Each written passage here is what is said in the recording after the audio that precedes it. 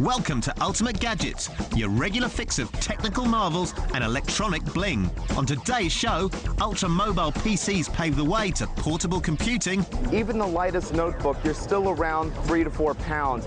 You're getting all the great features. You're getting a 7-inch touch display. You're getting 7 hours in 2-pound package. So a lot easier on the back, a lot easier to use, and it gives you all the power of your notebook really, truly in the palm of your hand. Also coming up, we zoom in on prosumer SLRs, and the land of the rising sun proves once again that the future is nearer than we think. And a showcase of the very best video games heading your way soon. Everybody loves their PC, or Mac, whatever your poison. Where would we be without email, games, access to the internet and YouTube? Wouldn't it be great to have a PC, or Mac, that you could take with you literally everywhere? Laptops claim that they're portable, which they are, but to be honest, you wouldn't want to carry one around with you everywhere you go. But now, there's a new contender in the portable PC market with a completely new form factor. They're called Ultra Mobile PCs, born from Microsoft's Origami project, a project to create PC devices you wouldn't want to leave home without. Samsung is one of the main players in the UMPC game with their Q1 lineup of Ultra Portables. All right, my name is Jason Redman. I'm with Samsung Electronics, and with me today I have the Q1 Ultra Premium. We brought out the Q1 Ultra to the US market in May, and we are back in 6 months because we heard our customers say we need more power. So what we did is we modified our Q1 Ultra and made it the Q1 Ultra Premium. So what we've added in this model is the Pentium mobile processor running at 1.33 gigahertz. It's got a standard gigabyte of memory on the board and is also upgradable to 2 gigabytes of memory. The other thing that we heard is that the keys on the original Q1 Ultra were a little bit small and slippery. So we enlarged the keys. We also put a rubberized surface on them so it gives you a more tactile feel that when you're texting, it's easier to utilize. One of the also great benefits of the Q1 Ultra Premium is that when we added the Pentium mobile processor, it made the back a little bit larger than the original to allow for better cooling. So it gave us the opportunity to even it out on the other side by offering the 6-cell extended battery standard on this model, giving you 7 to 7.5 hours of operation time with Wi-Fi on.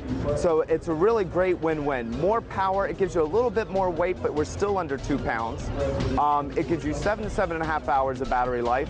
You still have all the great features of Bluetooth 2.0, Wi-Fi B and G, so whatever hotspot you may be at. This is running Vista Home Premium. We also have it available on Windows XP 2005 for the business customers out there that haven't upgraded yet.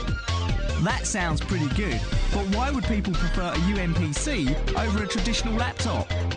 So the challenge of the Ultra Mobile PC in general as a form factor is to get people to understand that this is not replacing the desktop. This is a great companion where they're taking the information that they need on the go, saving all that weight of taking a heavy laptop and being able to have the information available to you right there, and then going back and docking. So really, truly, the biggest obstacle is understanding this is a companion PC, not a replacement. The reason that people would buy the Q1 Ultra Premium is they want to lighten the load. Even the lightest notebook, you're still around 3 to 4 pounds. You're getting all the great features. You're getting a 7-inch touch display. You're getting 7 hours in 2-pound package. So a lot easier on the back, a lot easier to use, and it gives you all the power of your notebook really, truly in the palm of your hand. Currently, the Q1 Ultra Premium is available in the US market at $1,400, with plans to release it in other territories. Toshiba are also jumping on the UMPC bandwagon with their unnamed prototype device, which was first shown at this year's Consumer Electronics Show. Today I'm going to talk about the Ultra Mobile technology. What I have here is a prototype of a Ultra Mobile PC Toshiba is developing, looking at to bring out to market. Aside from the form factor itself on the product, Toshiba has integrated some key technologies to enable such a small and thin form factor, as well as incorporating design into the product. So from a technology standpoint, designing technology into the Ultra Mobile product, and as well as designing products look and feel nice for people to carry it around. So one of the things you'll notice about this device, first of all, is it does not have any keyboard. It's all one integrated device. And what I want to have you understand is also Toshiba's technology integrates different user interfaces into this device to enable a clean customer experience. We've got touch sensors on the side of the device going bottom of the device up and down. We've got an optical finger navigational sensor button that operates as a mouse, and you've got your left mouse button, your right mouse button, and as well as incorporating a touch panel into the device so I can launch certain applications within the device. And I can also launch a virtual keyboard. Touch sensor, optical finger navigation, and of course optical sensors on the side of the device. So I've just shown you many technology that Toshiba has integrated into an ultramobile device, from a technology design and also from a design outside of the product itself. This is a near future product in development, although we don't have any plans to release it here in the United States. Now that companies are working together with Intel and Microsoft to develop technology for this new form of PC, it sure looks like ultramobile PCs will be the portable gadget of the future. I believe what we will see in the future of portables is definitely more power, less weight, more battery life, and that's kind of what the end-all be-all machine would be, but there's still some time to come for that. Samsung is not stopping with this platform. Ultramobile PC is here to stay. This is the latest generation. Next on Ultimate Gadgets, get a taste of tomorrow with a thumb-pumping, finger-busting video game spectacular. And who needs a dog when we can all have one of these?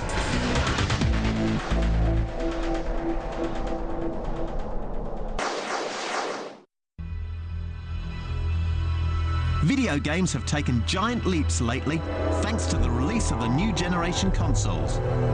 But that has always been the case. Electronic entertainment has helped drive technology forward, and games are seen as the major force behind the evolution of the gadgets found in our lounge rooms. The advent of online gaming, thanks to faster internet connections, means we can play each other from anywhere in the world. Combined with a trend towards social networking within the game environments, means games are just getting better and better. Here's a taste.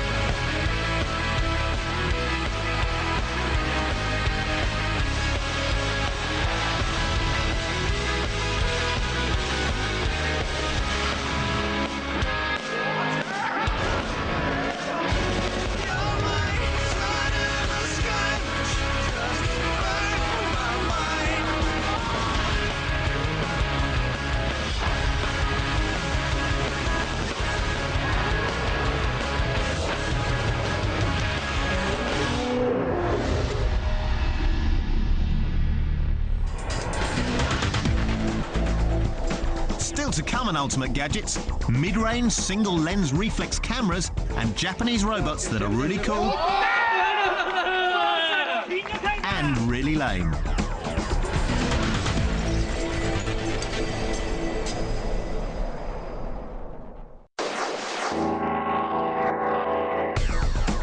Point-and-shoot digital cameras may remove all the fuss from taking pictures, but they are never going to begin to match the quality that an SLR can deliver. And while operating a single-lens reflex camera is always going to be more complex than using a simple camera, when it comes to real photography, the choice is a no-brainer. So whether you're a pro on a budget or an amateur who's decided to get serious about your view of the world, here are some suggestions about how to get kitted up with a real McCoy.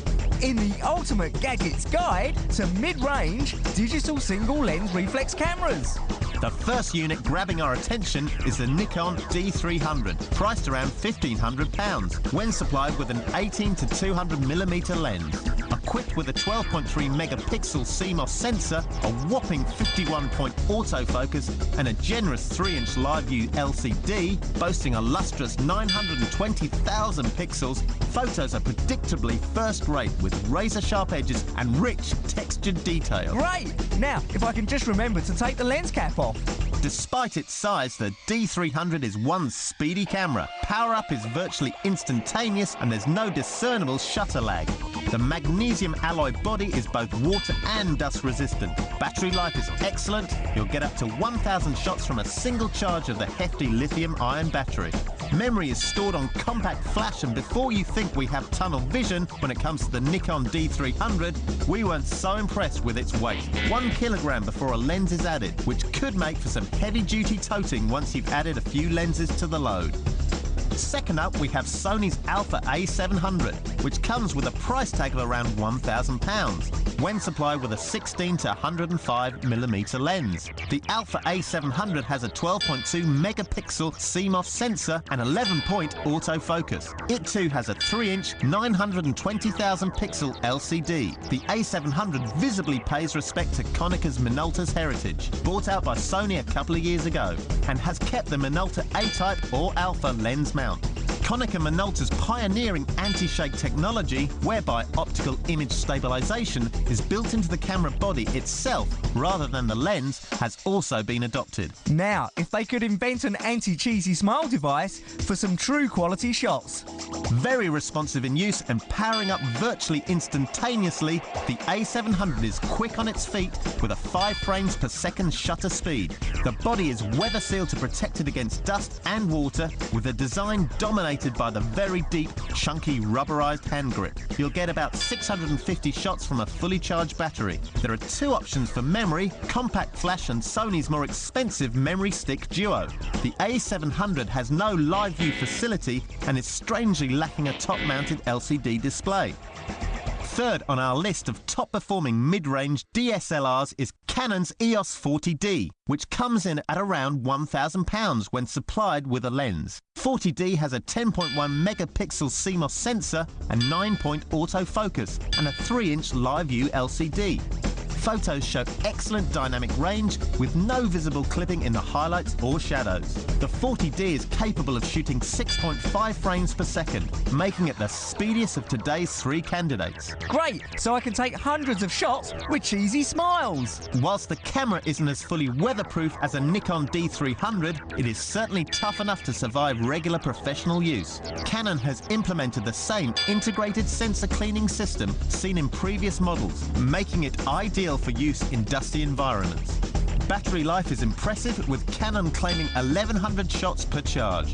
Memory is taken care of with a compact flash. The 40D loses focus literally in low light conditions where it becomes rather sluggish. The LCD is easy to view, but it renders relatively poor representations of colour and exposure, and the unit is quite heavy. Excellent picture quality is what you would expect from mid-range digital SLRs, and that's what you'll get with each of these units. The Sony Alpha A700 combines some superb features from its Minolta heritage, including the built-in anti-shake and its light and compact design, while the Canon EOS 40D is fast on its feet for the money and very popular. However, for its amazing 51-point autofocus, overall speed and first-rate picture quality, Nikon's wild child, the D300, just has to be our ultimate gadget.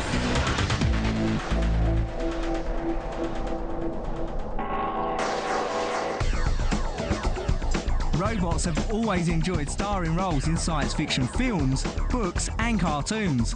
From the Jetsons to Futurama, it seems that robot companions are the quintessential gadget of the future. Well, guess what? The land of the rising sun is proving once again that reality really is stranger than fiction.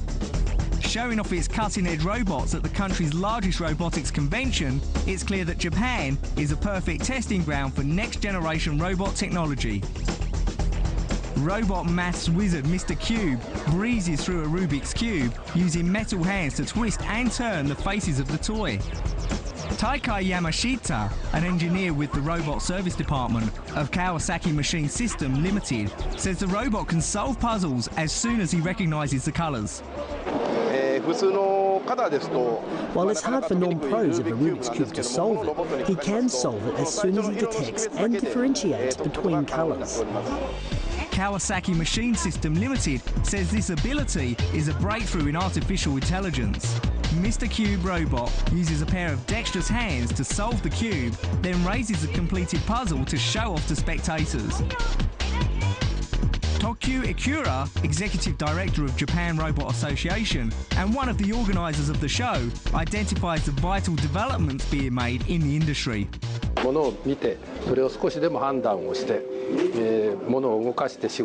Recently, they've been offering more robotics that can actually see, judge the information to the best of their ability and make things work. Not just to see, they are gaining verbal ability as well as becoming able to analyse what they touch. They're still not perfect, but they are becoming closer to humans and animals.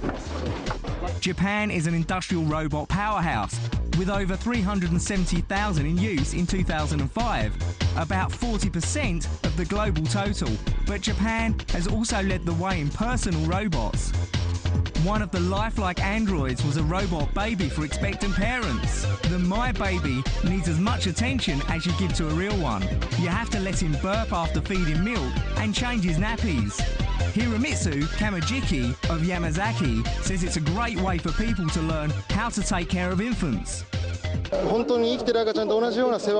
You get to simulate how to take care of real infants with this baby. Here's some electronic music of a different variety. It looks as though the music industry better get ready to add another category to their awards night.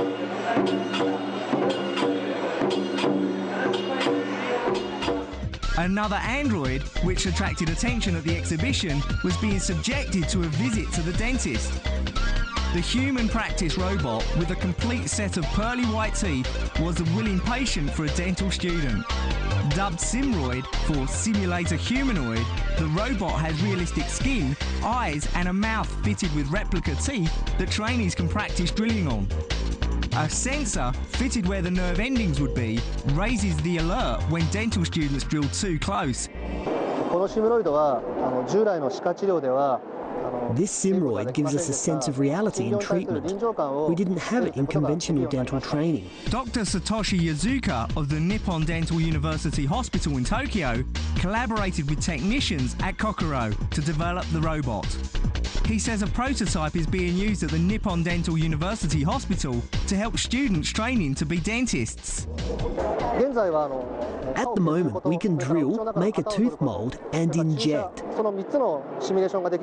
We will keep improving the android so that this can handle simulations of more diverse treatments. The robots on display seem to be ever more human, whether expressing pain or making hand gestures with lifelike movements. The flawless movement of high-tech joints allow robotic fingers to copy the movements of a human. Another company drew a crowd of people eager to see its takoyaki robot, a dexterous hand that makes Japanese dumplings with a bamboo skewer. When the dumplings are half done, it turns them carefully, as if it were a professional cook. The 2007 International Robot Exhibition ended with a competition called Robo 1, where two-legged robots competed. The winner was a 40cm high King Kaiser, built by Naoto Maru, which defeated its opponent, Aero Battle Amon. Remotely controlled by his 12-year-old son, Kenta Maru, the agile King Kaiser put up a good fight against Aero Battle Amon, and the battle went into extra time. King Kaiser was eventually victorious. That was one serious competition. While most robots remain in laboratories, some companies are already lining up to send them into homes. Named Roberia, Temzac's latest invention is a cross between a robot and a gadget and is being launched into the market for 294,000 yen, about 2,600 US dollars. Roberia is an amalgamation of the word robot and interior, and it has been designed with the intention of being pleasing to the eye and happily blend into the home interior. The robot spins, moves forward and blinks in response to simple commands issued from a cell phone. However, Roberia's main purpose is being a mobile video camera phone that lets you see whatever it sees from wherever you are. According to Takamoto, the company has already received numerous inquiries from people who are eager to buy Roberia.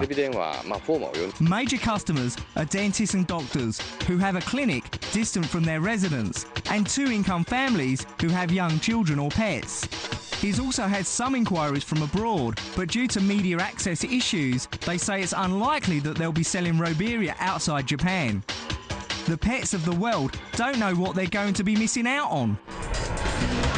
Next time on Ultimate Gadgets, using technology to get you where you want to be, virtual worlds are explored and we work out what's best, FIFA or Pro Evolution Soccer, in our football video game matchup. What we got to is a level of intelligence where every single player on the pitch is making a decision out of 1,000 different options. So ultimately, 1,000 different decisions every second. So if you play against PES 2008, the same time every time, let's say running down the sideline, crossing it in, the computer will learn that tactic and actually learn a way to defend against you.